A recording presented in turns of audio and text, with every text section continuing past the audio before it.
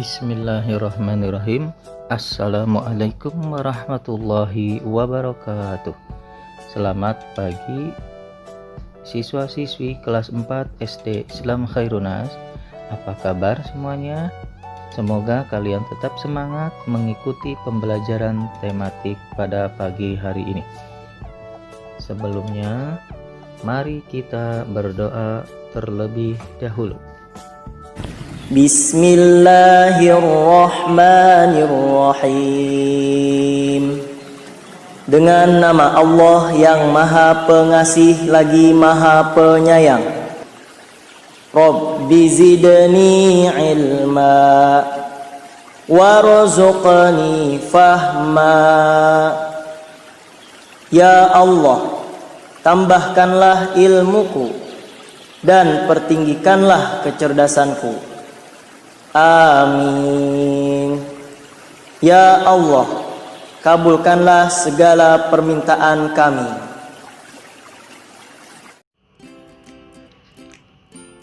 Kita akan belajar pada tema 6, cita-citaku, muatan sumber daya alam, muatan IPS.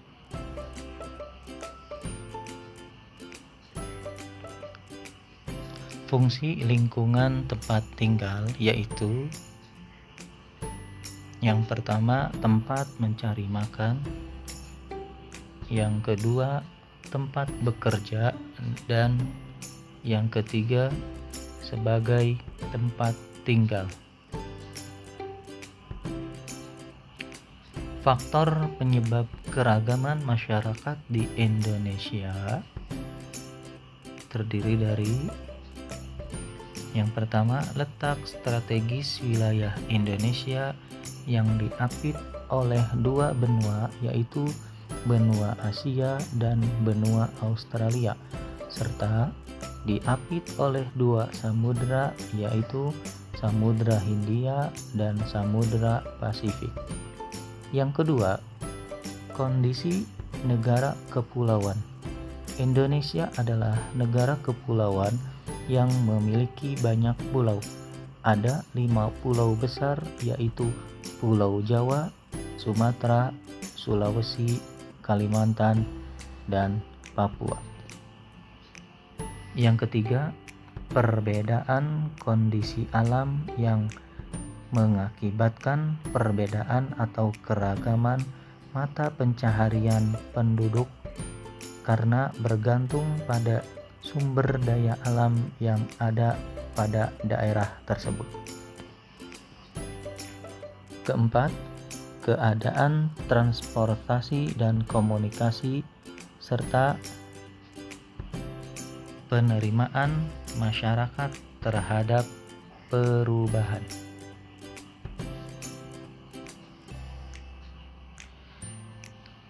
Sumber daya alam adalah segala sesuatu yang berasal dari alam yang dapat digunakan untuk memenuhi kebutuhan hidup manusia.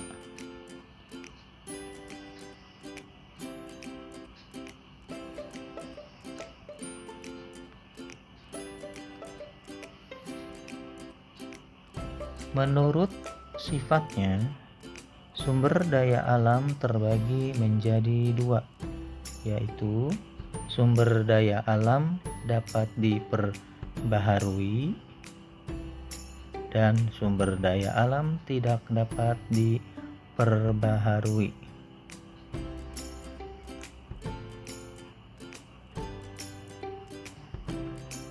Sumber daya alam dapat diperbaharui adalah sumber daya alam yang dapat dihasilkan kembali dalam waktu yang tidak lama. Dengan kata lain, sumber daya alam dapat diperbaharui yaitu tidak akan habis walaupun digunakan terus-menerus. Sumber daya alam tersebut dimanfaatkan untuk memenuhi kebutuhan hidup manusia. Contoh, air, hewan, dan tumbuhan. Contoh pemanfaatan sumber daya alam dapat diperbaharui di antaranya air digunakan untuk irigasi pertanian, pembangkit listrik tenaga air, kebutuhan hidup makhluk hidup, sarana transportasi dan wisata, kemudian hewan untuk kebutuhan bahan pangan, sandang, dan tenaga. Contohnya untuk dibutuhkan oleh para petani untuk membajak sawah. Kemudian tumbuhan penghasil oksigen, bahan pangan, bahan sandang, bahan bangunan, dan yang terakhir tanaman obat.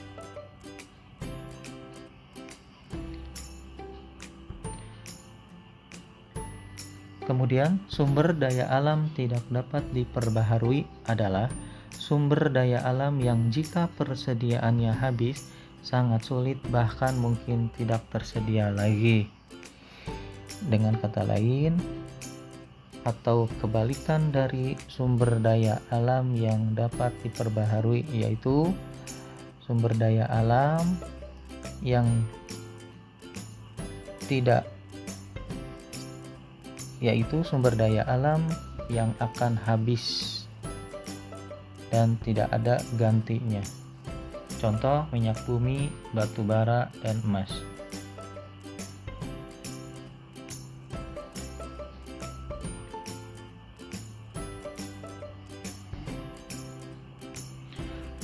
Berikut adalah contoh pemanfaatan sumber daya alam yang tidak dapat diperbaharui. Silahkan perhatikan tabel berikut ini. Terdapat jenis sumber daya alam serta pemanfaatannya. Salah satu contoh yaitu minyak bumi.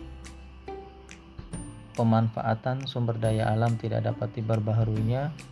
Aftur untuk bahan bakar pesawat terbang, bensin untuk bahan bakar kendaraan bermotor, dan parafin untuk bahan pembuat lilin.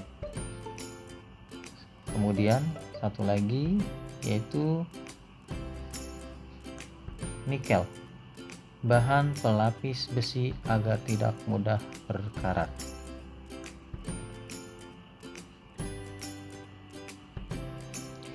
Ketersediaan sumber daya alam.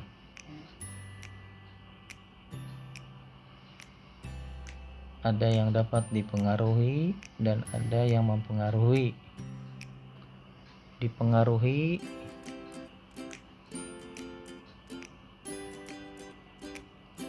dari kondisi keadaan alam dan mempengaruhi mata pencaharian penduduk. Mata pencaharian adalah kegiatan untuk memenuhi kebutuhan. Mata pencaharian penduduk beragam dan saling melengkapi satu sama lain.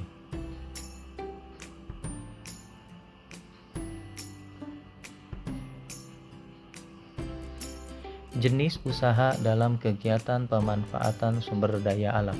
Yang pertama, usaha agraris, berhubungan dengan pengelolaan tanah dan air. Contoh pertanian dan perikanan. Yang kedua, usaha ekstraktif, menggali, mengambil, dan mengumpulkan kekayaan alam yang sudah tersedia. Contoh pertambangan, mengambil hasil laut. Yang ketiga, usaha industri, mengolah bahan mentah menjadi bahan jadi. Contohnya industri tekstil dan industri motor. Yang keempat, usaha jasa, memberikan jasa. Contoh jasa transportasi dan jasa keuangan. Aktivitas penduduk di suatu daerah dipengaruhi kondisi geografis. Salah satu contohnya lingkungan daerah di pegunungan, pekerjaan atau mata pencaharian penduduknya, sektor pertanian, perladangan, dan buruh perkebunan.